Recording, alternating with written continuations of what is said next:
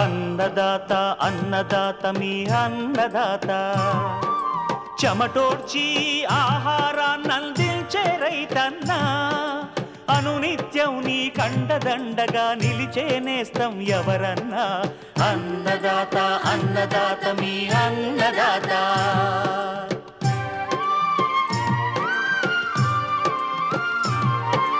నూతన రీతుల సాగుబడికి నూరింతలు పెరిగే దిగుబడికి సూచనలిచ్చే సస్య రక్షణకు పశు పోషణకి శాస్త్ర విజ్ఞానం అందించి ముందుకు నడిపే తెలుగు రైతు భారతదేశానికి మకుటం అయ్యేలా తీర్చిదిద్దే ఆశయంతో మిమ్ము మేలు కొలిపేది అన్నదాత అన్నదాత అన్నదాత మీ అన్నదాత అన్నదాత అన్నదాత మీ అన్నదాత.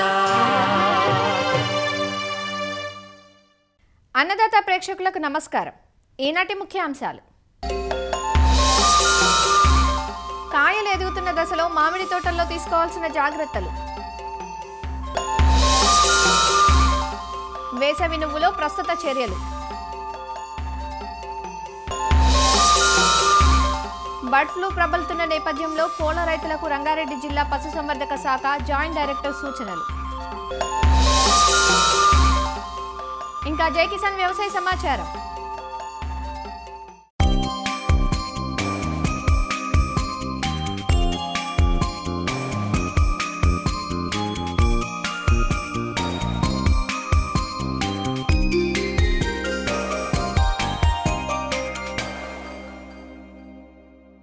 ఇటీవలి కాలంలో వాడకం పెరిగిన నూనె గింజల పంట నువ్వు.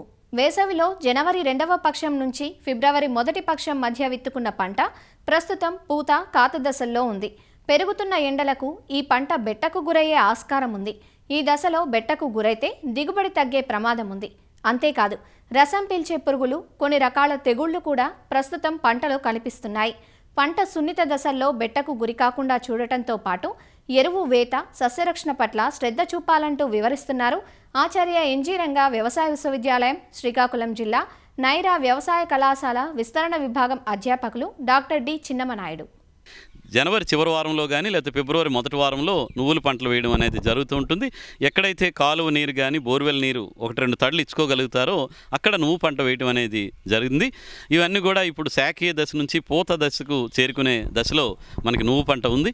మరి నువ్వు పంటలో కూడా కొన్ని చీడపీడలు అవనియండి, ఇతర మెలకువలు కూడా తీసుకుంటే మనకి మంచి దిగుబడులు సాధించడానికి ఆస్కారం ఉంటుంది. ఒకటి ఏంటంటే పోషక యాజమాన్యం. భూమిలో సరైన తేమ ఉంటే కనుక ఎకరానికి 12 నుంచి 15 కిలోల యూరియా కనుక పైపాటుగా వేసుకుంటే సరిపోతుంది. దానివల్ల కూడా మనకి పంట ఏపుగా పెరిగి మంచి దిగుబడి రావడానికి ఆస్కారం ఉంటుంది. ఒకవేళ నీరు అందించలేని పరిస్థితులు ఉంటే కనుక నీటిలో కరిగేటువంటి ఎరువులు అంటే 3-19 ఉంటాయి. దాన్ని 30 రోజుల నుంచి 35 రోజుల వయసు ఉన్నటువంటి పంట మీద అయితే 1 కేజీ 200 లీటర్ నీటికి కలిపి మనం పిచికారీ చేసుకోవచ్చు.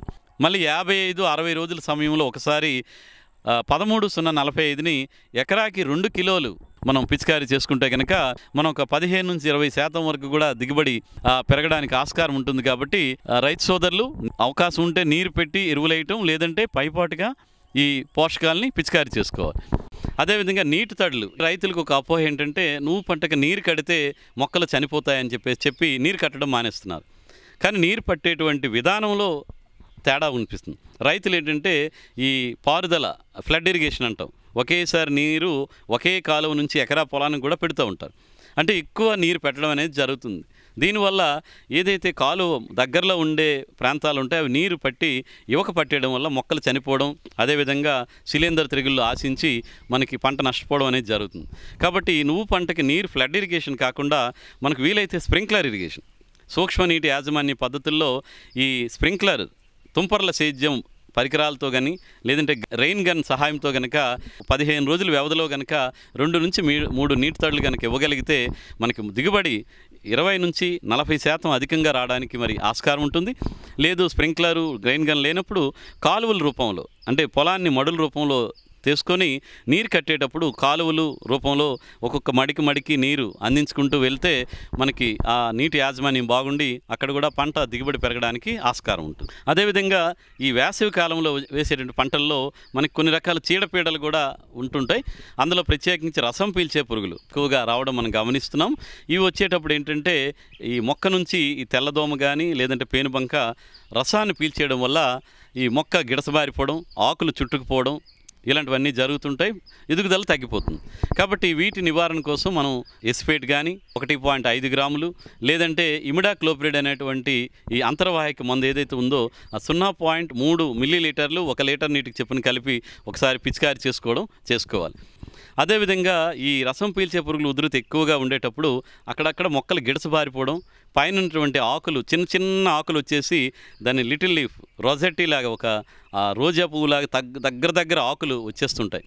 అదేంటంటే వైరస్ తెగిలది.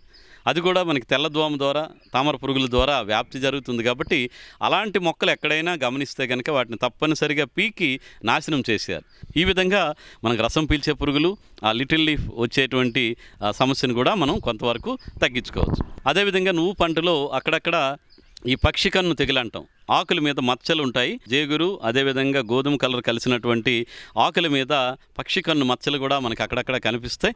ఇవి శిలీంధ్ర తెగుళ్ళు. ఇవి కనుక ఎక్కువగా ఉంచితే ఈ మచ్చలన్నీ కూడా కలిసిపోయి పంట నాశనం అవడం కానీ పంట దెబ్బతినడం అనేది జరుగుతుంటుంది. కాబట్టి దీనికోసం ఒకసారి మనం డైథేన్ M45 అనేటువంటి మందు అయితే కనుక మనకి 2 గ్రాములు 1 లీటర్ నీటికి కలిపి చేయటం కానీ, లేదంటే శాఫ్ అంటారు, కార్బండిజం, డైథేన్ M45 2 కలిసినటువంటి మందు అయితే కనుక లీటర్ నీటికి 2 గ్రాముల చొప్పున కలిపి కనుక పిచికారి చేస్తే మనకి పక్షి కన్ను తెగులు, ఆకుమచ్చ తెగులు అన్నీ కూడా చాలా వరకు నివారించుకోవడానికి ఆస్కారం ఉంటుంది.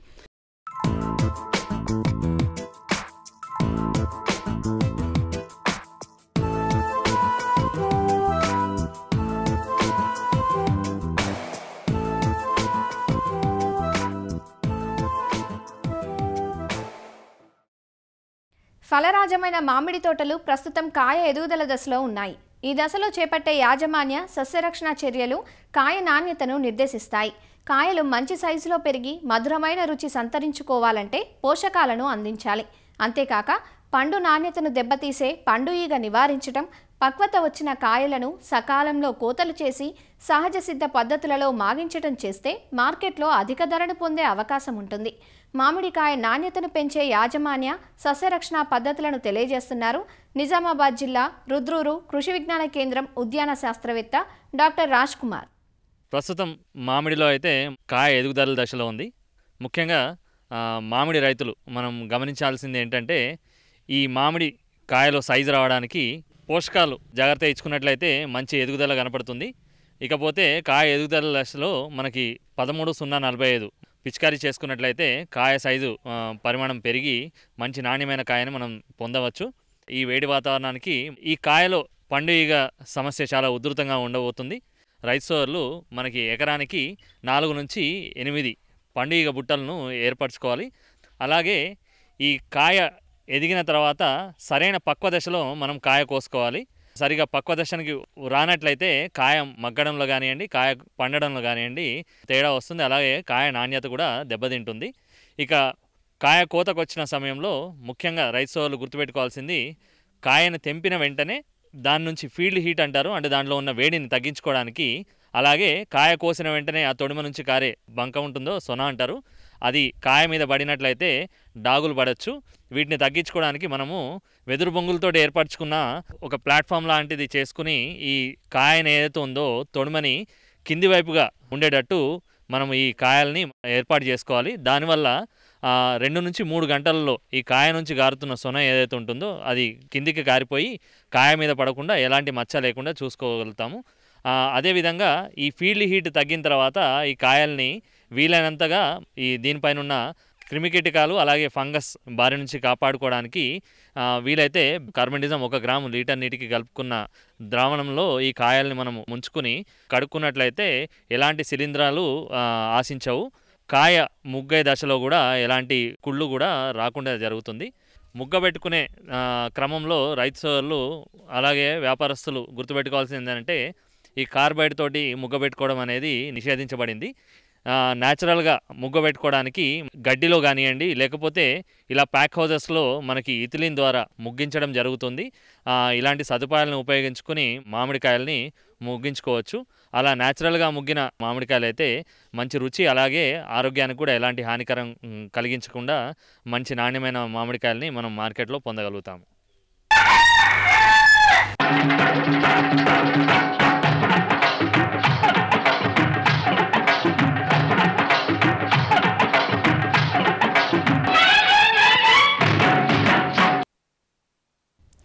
బర్డ్ ఫ్లూ వ్యాధి గత 2-3 నెలలుగా కోళ్ల రైతులను బెంబేలెత్తిస్తోంది. ఒకేసారి వేల సంఖ్యలో కోళ్లు మృతి చెందడం, ఇరు తెలుగు రాష్ట్రాల్లోనూ ఈ వ్యాధి నిర్ధారణ కావటంతో నెత్తిన పిడుగుపడినట్లయింది. విదేశాల నుంచి వచ్చిన వలస పక్షుల వల్ల వ్యాధి ప్రబలినట్లుగా గుర్తించారు. దీంతో కోళ్ల రైతులంతా అప్రమత్తమయ్యారు. అటు రైతులతో పాటు ఇటు వినియోగదారులు ఆందోళనకు లోనవుతున్నారు. ఈ నేపథ్యంలో ఆందోళన చెందాల్సిన అవసరం లేదని కట్టుదిట్టమైన జీవ సంరక్షణ చర్యలను ఫారాల్లో పాటించడం ద్వారా వ్యాధి రాకుండా చూడటం, అక్కడికక్కడే కట్టడి చేయటం ప్రధానమైన చర్యలుగా నిపుణులు సూచిస్తున్నారు. ఇందుకోసం అన్ని జిల్లాల్లోనూ పశుసంవర్ధక శాఖ హుటాహుటిన అన్ని రకాల కట్టడి చర్యలతో అప్రమత్తమవుతోంది. బర్డ్ ఫ్లూ వ్యాధికి ఇంకా వ్యాక్సిన్ అందుబాటులో లేని ప్రస్తుత నేపథ్యంలో రంగారెడ్డి జిల్లా పశుసంవర్ధక శాఖ joint director doctor K Vijay Kumar Reddy రైతులకు సూచనలు అందిస్తున్నారు. ప్రస్తుతానికి ఈ వేసవికాలం స్టార్ట్ అయ్యే టైంలో మనకి కోళ్లల్లో వచ్చేటువంటి ముఖ్యమైనటువంటి జబ్బుల్లో ప్రత్యేకమైనటువంటిది బర్డ్ ఫ్లూ, ఏవియన్ ఇన్ఫ్లుయెంజా. ఇది ఇన్ఫ్లుయెంజా వైరస్ H5N9, N1N9కి సంక్రమించడం ద్వారా ఈ వైరస్ వ్యాధి వ్యాప్తి చెందుతుంది. అయితే ముఖ్యంగా ఏంటంటే మనకు ఇప్పుడు చాలా వరకు లో ప్యాథోజెనిక్ వైరస్ వచ్చినప్పుడు కొంత మోర్టాలిటీ తక్కువ కనిపిస్తుంది, కానీ హై ప్యాథోజెనిక్ వైరస్ వచ్చినప్పుడు మాత్రం ఇది చాలా ఎక్కువైనటువంటి సివియర్గా 90%, 100% మొత్తం కూడా ఫామ్ కంప్లీట్గా ఖాళీ అయ్యేటువంటి అవకాశాలు ఉన్నాయి. వీటికి సంబంధించి ఇంతవరకు కూడా ఇంకా మనకు లో ప్యాథోజెనిసిటీలో ఏదో రీసెంట్గా ఒక వెంకటేశ్వర హ్యాచరీస్ వాళ్ళు ఏదో వ్యాక్సిన్ ప్రొడక్షన్ చేశామన్నది తప్ప ఇంకా హై ప్యాథోజెనిసిటీ మీద ఎటువంటి వ్యాక్సిన్ మనకి ఇంకా లభ్యత కాలేదు. కోళ్లల్లో ఇప్పుడు ఏవైతే బ్రాయిలర్స్లో కానీ వీటిలో కానీ అది బర్డ్ ఫ్లూ వస్తుందా లేదా నిర్ధారణ కోసం చూసుకోవాలనుకున్నప్పుడు కొంచెం ముక్కుల్లోంచి సొంగగారినట్టుగా ఉండడం కానీ, తర్వాత ఉన్న జుట్టు కానీ అది కానీ మొత్తం పైన ఉన్నటువంటిది మొత్తం కూడా టోటల్గా నల్లగా అయిపోవడము, తర్వాత బాగా డల్గా ఉండి రెక్కలన్నింటిలో వెడల్పేసుకొని కింద పడిపోవడము, పడిపోయిన 1 గంట 2 గంటల్లోనే అది చనిపోవడం జరుగుతూ ఉంటుంది. అలాంటి లక్షణాలు కనిపించినప్పుడు మాత్రం వెంటనే దాన్ని పక్కగా ప్రాపర్ వేలో ఒక చోట మనం వాటన్నిటిని కూడా చేతిలో పట్టుకొని పోకుండా ఒక గన్నీ బ్యాగ్లో వేసి వాటన్నిటిని టోటల్గా గన్నీ బ్యాగ్లో వేసుకొని ప్రాపర్గా డిస్పోజ్ చేయాల్సిన అవసరం ఉంటుంది. పక్కన ఏదైనా పెద్ద గొయ్యి తీసి, అంటే మామూలుగా మనం ఇప్పుడు 1800 కోళ్ళని మనం కనుక పూడ్చాలనుకుంటే 2 మీటర్లు ఇంటూ 2 మీటర్లు ఇంటూ 2 మీటర్ల వెడల్పైనటువంటి గుంతను తీసి దాంట్లో 1800 కోళ్ళ వరకు మనం పూడ్చే అవకాశం ఉంటుంది. ఆ పూడ్చడానికి ముందు కూడా మంచి స్ట్రాంగ్ సున్నమైనటువంటి దాన్ని మనం లైమ్ను లోపల చల్లడము, కంప్లీట్ చల్లిన తర్వాత మాత్రమే ఈ కోళ్ళను వేసి మంచిగా మట్టి కూడా ఏంటి అంటే మట్టి కూడా ఒక 5-6 ఇంచుల అంత నిండేటువంటి అంటే పూర్తి స్థాయిలో దాంట్లో కప్పి పెట్టి ఉంచేటట్టుగా, మళ్ళీ ఎటువంటి పైకి కూడా ఏమైనా స్ప్రెడ్ కాకుండా తర్వాత సింక్ అవుతుందా లేదా కూడా చూస్తూ ఉండాలి. ఎందుకంటే కోళ్ళను మనం పూడ్చిన తర్వాత కూడా అదేమైనా సింక్ కాకుండా కానీ అట్లాంటిది కూడా చూసుకొని ప్రాపర్ వేలో దాని పైన కానీ సున్నం వేసి డిస్ఇన్ఫెక్టెంట్ కనుక చేసినట్టయితే వ్యాధి వేరే ఫామ్స్కి కానీ ఎక్కడికి కానీ వేరే బర్డ్స్ ద్వారా కానీ అటువంటి ప్రబలకుండా ఉంటుంది. కాబట్టి ఆ రకంగా నివారించుకోవాలని కోరుతున్నాను. ముఖ్యంగా దీనికి సంబంధించి ఏంటంటే పక్క ఫామ్స్లో కానీ మనం రాకుండా దీన్ని చాలా జాగ్రత్తలు తీసుకోవాల్సిన అవకాశం ఉంటుంది. ఎందుకంటే ఎండాకాలం సంక్రమిస్తున్న టైంలోనే ఈ వ్యాధి ఎక్కువగా ప్రబలించే అవకాశం ఉంది. కాబట్టి దీన్ని ముఖ్యంగా ఏం చేయాలంటే మనం ఆ ఫామ్లో ఉన్నటువంటి పనిచేసే వర్కర్స్ కానీ దాంట్లో ఎవరైనా పని చేసినా మేనేజ్మెంట్ వాళ్ళని ఎవరైనా సరే ఆ ఫామ్లోకి ఎంటర్ అయ్యేటప్పుడే వాళ్ళు బయటనే స్నానం చేసి స్టెరిలైజ్ అయినటువంటి బట్టలను వేసుకొని లోపలికి ప్రవేశించాల్సి ఉంటుంది. తర్వాత ఆ షెడ్లో కూడా 4 వైపులా 4 చోట్ల కూడా మనకు శానిటైజర్స్ వాడాల్సిన అవకాశం ఉంది. రెండవది ఈ వెళ్ళిన వ్యక్తులందరూ కూడా మాస్క్ ధరించాలి, ఫుట్కి షూకి కవర్స్ వేసుకోవాలి. ఇవన్నీ వేసుకొని లోపలికి ఎంటర్ అవ్వాలి. ఎవరైనా ఫామ్ నుంచి వచ్చినా కూడా మనం ఫామ్ బయట ఒక డిప్పింగ్ ట్యాంక్ పెట్టి దాంట్లో ఒక 20 సెకండ్లు వాళ్ళు దాంట్లో ట్యాంక్లో నిలబడి లోపలికి వచ్చేటట్టుగా ఆ వ్యక్తుల్ని మనం లోపలికి మాత్రమే రానివ్వాలి తప్ప బయట వ్యక్తుల్ని ఎవరిని కూడా ప్రవేశించనీయకుండా మనం ముందుగా జాగ్రత్తగా చూసుకోవాలి. ఎవరికన్నా జలుబు కానీ దగ్గు కానీ ఇట్లాంటిది మనకి ఏదన్నా ముక్కు చీదడం అలాంటిది ఉన్న వ్యక్తుల్ని మాత్రం ఎట్టి పరిస్థితుల్లో కూడా ఫామ్లోకి ఎంటర్ కానియకుండా చూసుకోవాలి. ఒకటి ఇది ముఖ్యంగా తీసుకోవాల్సినటువంటి జాగ్రత్తలు. ఇది మనుషుల నుంచి వచ్చేది. రెండవది ఎనిమల్స్ అంటే ఇప్పుడు మామూలుగా ఎక్కడైతే ఎలకలు ఉంటాయి, ఎలకలను మనం రాకుండా కాపాడుకోవాల్సిన అవకాశం ఉంది. ఫ్లైస్ రాకుండా, ఈగలు అంటే మనం ఎక్కడ పడితే అక్కడ ఫీడ్ దానా కానీ ఇట్లాంటివి కానీ మనం ఎక్కడైనా పడేసినప్పుడు ఈగలు వచ్చే అవకాశాలు ఉంటాయి కాబట్టి ఈగలను రాకుండా కాపాడుకోవాలి. ఏమైనా కుక్కలు కానీ మన దాంట్లో ప్రిడేటర్స్గా కుక్కలు వచ్చినా కానీ, తర్వాత పక్క నుంచి కొంగలు ఇట్లాంటివి మనం వాటి దానా బయట ఏదైనా పైప్ లైన్లో లీకేజ్ కానీ ఏమైనా వాటర్ ఉంటే ఆ వాటర్ కోసం కానీ, తర్వాత మన ఫామ్లో లీకేజ్ వాటర్ ఎక్కడైనా కనిపించినా కూడా వచ్చే అవకాశం ఉంటుంది కాబట్టి వాటి ద్వారా కూడా సంక్రమించడం, లేదంటే వీటి నుంచి ఇంకో ఫామ్కి తీసుకెళ్లడం జరుగుతుంటుంది. కాబట్టి మనం అట్లా వైల్డ్ యానిమల్స్ ఏవైతే ఉన్నాయో వాటన్నిటిని కూడా రాకుండా కాపాడుకోవాల్సిన అవకాశం ఉంది. వాటర్ కూడా పక్కాగా బ్లీచింగ్ వాటర్ అంటే 5 grams ఇన్ 10,000 liters ఆఫ్ వాటర్లో మనం దాన్ని కనుక చేసి ఒక 1/2 hour ఉంచినట్టయితే టోటల్గా స్టెరిలైజ్ అయితే వాటర్ కదా, అట్లాంటి వాటర్ని మాత్రమే మనం ఇవ్వాల్సిన అవసరం ఉంది. ఖచ్చితంగా మనం క్లోరినేటెడ్ వాటర్ని కానీ ఖచ్చితంగా ఇవ్వాలి ఒకటి. రెండోది, ప్రతిసారి పైప్ లైన్లు ఏవైతే ఉన్నాయో పైప్ లైన్ అన్నింటిని కూడా డిస్ఇన్ఫెక్షన్స్ ద్వారా మనం స్ప్రే చేస్తూ ఆ పైప్ లైన్స్ అన్నింటిని కూడా క్లీన్ చేసుకోవాలి. తర్వాత మొత్తం షెడ్ బయట కూడా ఒక 5 feet రేడియస్ వరకు మొత్తం టోటల్గా ఫార్మాలిన్ చల్లుకోవడము, డిస్ఇన్ఫెక్టెంట్ చేసుకోవడము. తర్వాత ఫామ్ లోపలికి కూడా ఎవరు ప్రవేశించకుండా ఫామ్ లోపల నుంచి మనకు ఏదైతే ఉందో అక్కడ అన్నింటినీ సున్నం చల్లడం, పూర్తిగా సున్నాన్ని చల్లి మనం డిస్ఇన్ఫెక్టెంట్ చేసుకుంటేనే కొంతవరకు మనం దాన్ని మినిమైజ్ చేసుకునే అవకాశం ఉంటుంది. ఫామ్ లోపల కూడా మనకి ఎటువంటి ఏమైనా ఉన్నా కూడా వాటన్నిటిని మనం యాంటీవైరల్ వాటితోటి స్ప్రే ద్వారా మనం స్ప్రే చేసుకొని ఫామ్ని ఎప్పటికప్పుడు కూడా మనం శుభ్రంగా ఉంచుకోవాల్సిన అవసరం ఉంది. ఎక్కడైనా 1-2 మన దాంట్లో బర్డ్స్ ఏమైనా చనిపోయినట్టయితే ఆ బర్డ్స్ని కూడా ప్రాపర్గా మనం తీసుకొని ఒక పిట్టు తీయడమో లేకపోతే వాటిని బరియల్ చేయడమో, పిట్టు తీసి జాగ్రత్తగా వాటిని పూడి చేసిన తర్వాత వాటిపైన మంచి ప్రాపర్గా సున్నం జల్లి ఆ ఏరియాలో దానిపైన కప్పిపెట్టి ఉంచాలి. మళ్ళీ ఏదైనా కంప కానీ ఏదైనా వేయాలి, ఎందుకంటే వేరే కుక్కలు కానీ ఇవన్నీ తవ్వి మళ్ళీ స్ప్రెడ్ చేయకుండా ఉంటుంది కాబట్టి వాటిపైన మనం ఉంచాల్సిన అవసరం ఉంది. ఇది వెహికల్స్ ఎక్కడన్నా మనకు వేరే ఫామ్ నుంచి మన ఫామ్కి వెహికల్స్ రావడము, ఆ వెహికల్స్ ద్వారా మనకు వైరస్ వచ్చే అవకాశం ఉంటుంది కాబట్టి వాటన్నిటిని కూడా మనం షెడ్కు ఎంటర్ అయ్యే ముందే, ఫామ్కి ఎంటర్ అయ్యే ముందే డిస్ఇన్ఫెక్టెంట్లో ఉంచడము, తర్వాత వెహికల్ మొత్తం కూడా మనం డిస్ఇన్ఫెక్టెంట్ని స్ప్రే చేయడము, ఇవి ఖచ్చితంగా పాటించాల్సిన అవసరం ఉంది. ఎగ్గులు కూడా మన దగ్గర ఉన్నటువంటి ఎగ్ ట్రేస్ అన్నింటిని కూడా ప్రాపర్గా డిస్పోజ్ చేయాలి. తర్వాత మనకు ఉన్నటువంటి ఫీడర్స్ ఏవైతే ఉన్నాయో మనం ఫీడ్ పెట్టిన నెక్స్ట్ డేనే వాటన్నిటిని తీసి మొత్తం టోటల్గా అన్నింటిని మనం డిస్ఇన్ఫెక్టెంట్స్తో వాష్ చేసుకొని మళ్ళీ అగైన్ రీయూజ్ చేయాల్సిన అవసరం ఉంటుంది. వాటన్నిటిని కూడా దానా కూడా ప్రాపర్గా మనం ఎక్కడి నుంచి వేరే ఫామ్ నుంచి కానీ ఎక్కడి నుంచి కానీ చూసుకొని స్టెరిలైజ్డ్ మంచి దానాను మాత్రమే తీసుకొచ్చుకోవాలి. తర్వాత ఎగ్ ట్రాన్స్పోర్ట్ కూడా మన సొంత వెహికల్లో మాత్రమే మనం ట్రాన్స్పోర్ట్ చేయాలి. వేరే వెహికల్స్ అంటే వేరే ఫామ్లోకి అక్కడికి వెళ్ళొచ్చి మళ్ళీ ఇంకో ఫామ్లో తిరిగిన వాటి ద్వారా కూడా మనకు వచ్చే అవకాశం ఉంటుంది కాబట్టి అలాంటి వెహికల్స్ అన్నింటిని అవాయిడ్ చేయాలి. ఎందుకు అంటే పూర్తిగా ఇప్పుడు ఈ మధ్య తెలంగాణ రాష్ట్రంలో కూడా ఒక 2 ప్లేస్లో డిక్లేర్ చేశారు. ఆంధ్రప్రదేశ్లో కూడా ఆల్రెడీ ఒక 2 స్థానాల్లో కూడా మనకు ఆల్రెడీ బర్డ్ ఫ్లూ ఉందని డిక్లేర్ చేశారు. వచ్చే అవకాశాలు చాలా ప్రబలే అవకాశాలు ఉన్నాయి కాబట్టి రైతు సోదరులందరూ ఏవైతే ఫార్మర్స్ ఉన్నారో వీళ్ళందరూ కూడా వాళ్ళ పౌల్ట్రీ ఫార్మ్స్ అన్నింటినీ ఈ బయోసెక్యూరిటీ మెజర్స్ ద్వారా మనం కనుక ఖచ్చితంగా పాటించినట్టయితే 90% డిసీజ్ని మన ఫామ్లోకి రాకుండా కాపాడుకోవాలి. ఇంకొకటి ఏంటంటే అందులో పనిచేసే వ్యక్తుల్ని ఎట్టి పరిస్థితుల్లో మనం బయటికి వెళ్లకుండా చూసుకోవాల్సిన అవకాశం కూడా ఉంది. ఎందుకంటే ఎవరిని కూడా బయటికి పంపించకూడదు. తర్వాత కొత్త వ్యక్తులను ఎవరిని కూడా ఫామ్ లోపలికి రానివ్వకుండా ఇలాంటి అన్ని చర్యలు కనుక తీసుకున్నట్టయితే మనం 90% మనం బర్డ్ ఫ్లూను రాకుండా కాపాడుకోగలుగుతాం. అయితే బర్డ్ ఫ్లూ అనేది భయపడాల్సిన అవసరం లేదు. ఎందుకంటే ఏదైతే బర్డ్ ఫ్లూ కనుక మనం డిక్లేర్ అవుతామో ఆ ఏరియాని మొత్తం కూడా 1 kilometer రేడియస్ వరకు మనం కంటైన్మెంట్ చేసేస్తాం. టోటల్గా అక్కడ ఉన్న వాటిని బర్డ్స్ని కానీ ఏవి కానీ మూవ్ చేయకుండా ఉంటాము. ఆ టోటల్గా ఉన్నటువంటి బర్డ్స్ అన్నిటిని కూడా మనం డిస్కార్డ్ చేస్తాం. టోటల్గా అంటే అన్ని చంపేస్తాం అక్కడ. కాబట్టి బర్డ్ ఫ్లూ పక్కకు వచ్చేటువంటి అవకాశం ఉండదు. ఇక్కడెక్కడైతే మనం ఇప్పుడు చికెన్ సెంటర్స్లో వాళ్ళు కూడా అప్పుడప్పుడు వీటిని స్టెరిలైజేషన్ చేయాలి. ఎందుకంటే కోళ్ళు తెచ్చేసిన తర్వాత మళ్ళీ రెండోసారి బ్యాచ్ వచ్చేటప్పటికి చికెన్ సెంటర్స్ వాళ్ళు కూడా ఏం చేయాలంటే మొత్తం టోటల్గా వాళ్ళకి ఏదైతే ఆ కేజెస్ ఉన్నాయో కోళ్ళు పెట్టే ప్లేస్ ఉందో దాన్ని కూడా ప్రాపర్గా ఏదైతే ఫీకల్ మెటీరియల్ ఉంటుంది అవన్నీ కూడా ఇమీడియట్గా బరీ చేయడము, డిస్పోజ్ చేయడము.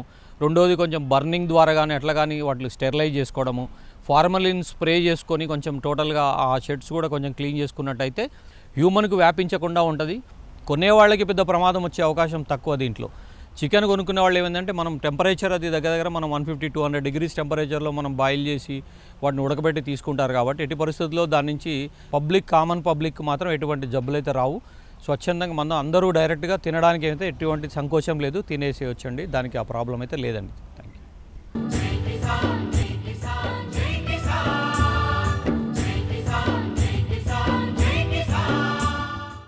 వ్యవసాయ సమాచారం ఇప్పుడు జై కిసాన్లో చూద్దాం. అనంతపురం జిల్లాలో రాయితీపై బిందు, తుంపర్ల సేద్యం పరికరాల పంపిణీ సాగుతోంది. 5 ఏళ్లుగా డ్రిప్ రాయితీ పరికరాల కోసం ఎదురుచూస్తున్న రైతుల్లో ఆశలు చిగురించాయి. రాష్ట్ర ప్రభుత్వం కూడా రైతుల ఇబ్బందిని గుర్తించి గత ఏడాది సెప్టెంబర్లో రాయితీపై డ్రిప్, స్ప్రింక్లర్లు పంపిణీ చేయడానికి ఆదేశాలివ్వగా అక్టోబర్లో రైతుల పేర్లు నమోదు చేసుకుని వెంటనే పరికరాల పంపిణీ ప్రారంభించారు. ప్రస్తుతం తమకు కావలసిన డ్రిప్ పరికరాలన్నీ రాయితీతో అందిస్తున్నారని రైతులు హర్షం వ్యక్తం చేస్తున్నారు. డ్రిప్పు అప్లై చేసుకున్న తర్వాత 15 రోజులకే మాకు డ్రిప్పు మా చేతికి అందించినారు. మొత్తం అన్నీ కూడా సబ్సిడీగా ఇచ్చారు. మంచి కంపెనీ ఇచ్చారు. 70% సబ్సిడీతో డ్రిప్ అందించినారు. 30% పేమెంట్ పెట్టినాము, డీడీ తీసేసినాము, శనక్కాయ వేసినాము. ఇప్పుడు ఆయిల్ ఫామ్ పెట్టాము. 4 ఎకరాలు పెట్టాను, బాగుంది. డ్రిప్ ఎవరైతే అప్లై చేసినా విత్ ఇన్ 3 వీక్స్ 4 వీక్స్లో ఇచ్చేస్తున్నారు గవర్నమెంట్. ఇంతకుముందు అయితే ఇబ్బంది ఉంది, ఇప్పుడైతే ఇబ్బంది ఏం లేదు. డ్రిప్ ఇరిగేషన్ ఫిల్టర్ ఇచ్చినారు, పైన వచ్చేసి వెంచర్ ఇచ్చినారు. మనకి ఫిల్టర్తో పాటు మిగతా సబ్లైన్ కావాల్సిన మెటీరియల్ ఇచ్చినారు, పైపులు, 2 పైపులు అన్నీ ఇచ్చేసారు. అనంతపురం జిల్లాలో 2024-25 సంవత్సరానికి గాను 18,000 హెక్టార్లలో రైతులకు బిందు సేద్య పరికరాలు పంపిణీ చేయడానికి ప్రభుత్వం నుంచి అనుమతి వచ్చింది. జిల్లా వ్యాప్తంగా 845 రైతు సేవా కేంద్రాల్లో రైతుల పేర్లు నమోదు చేసుకున్నారు. ఎప్పటివరకు 9,000 మంది రైతుల పొలాల్లో పరికరాలు అమర్చారు. ప్రభుత్వం అనుమతి ఇచ్చిన 18,000 హెక్టార్లకు గాను ఈసారి 17,000 హెక్టార్లలో మాత్రమే పూర్తి చేసే అవకాశం ఉందని అధికారులు అంచనా వేస్తున్నారు. అనంతపురం జిల్లాలో ఏపీఎంఐపికి అంటే డ్రిప్ మరియు స్ప్రింక్లర్ డిస్ట్రిబ్యూషన్ కొరకు ఈ సంవత్సరం అంటే 24-25 సంవత్సరానికి గాను మనకు డైరెక్టర్ ఆఫ్ హార్టికల్చర్ గారు మరి పిఓ గారు 18,000 హెక్టార్లు ఫిక్స్ చేసినారు. అనంతపురం జిల్లాకు 30,023 మంది 38,832 హెక్టార్లకు గాను రిజిస్ట్రేషన్ చేసుకున్నారన్నమాట. నాన్ సబ్సిడీ వచ్చేసి 11,060 మంది రైతులు 13,120 హెక్టార్లకు రైతు కట్టవలసిన వాటాను కట్టి శాంక్షన్ కొరకు సమర్పించినారన్నమాట. 11,500 హెక్టార్లకు గాను 9,699 మందికి శాంక్షన్ ఇవ్వడం జరిగిందనమాట. శాంక్షన్ ఇచ్చిన వాటిల్లో 9,091 హెక్టార్లకు మెటీరియల్ ఇవ్వడం జరిగిందన్నమాట. డ్రిప్ మెటీరియల్ కానీ స్ప్రింక్లర్ మెటీరియల్ కానీ రైతులకు వాళ్ళ డోర్ స్టెప్లోనే విలేజ్లోనే ఫీల్డ్లోనే దించుతారన్నమాట. 9,091 హెక్టార్లకు 7,662 మందికి ఇవ్వడం జరిగిందనమాట. ప్రభుత్వం బిందు, తుంపర్ల సేద్య పరికరాల రాయితీ పథకాన్ని వేగంగా అమలు చేస్తున్నందున పండ్లు, కూరగాయలతో పాటు నూనె గింజల సాగు పెరిగే అవకాశం ఉందని వ్యవసాయ, ఉద్యాన శాఖల అధికారులు ఉన్నతాధికారులకు నివేదిక పంపారు. మరిన్ని విభిన్న అంశాలతో రేపటి అన్నదాతలో మళ్ళీ కలుసుకుందాం. నమస్కారం. అన్నదాతలు తమ సందేహాలు, సమస్యలను 1800-425-4085 టోల్ ఫ్రీ నెంబర్లో ఉదయం 10 గంటల నుంచి 11 గంటల మధ్య పని దినాలలో సంప్రదించగలరు. ఈ కార్యక్రమాన్ని యూట్యూబ్లో www.youtube.com/అన్నదాత-ఈటీవీ లింక్ ద్వారా వీక్షించవచ్చు. అన్నదాత కథనాలు ఈటీవీ విన్ మొబైల్ యాప్లో వీక్షించండి.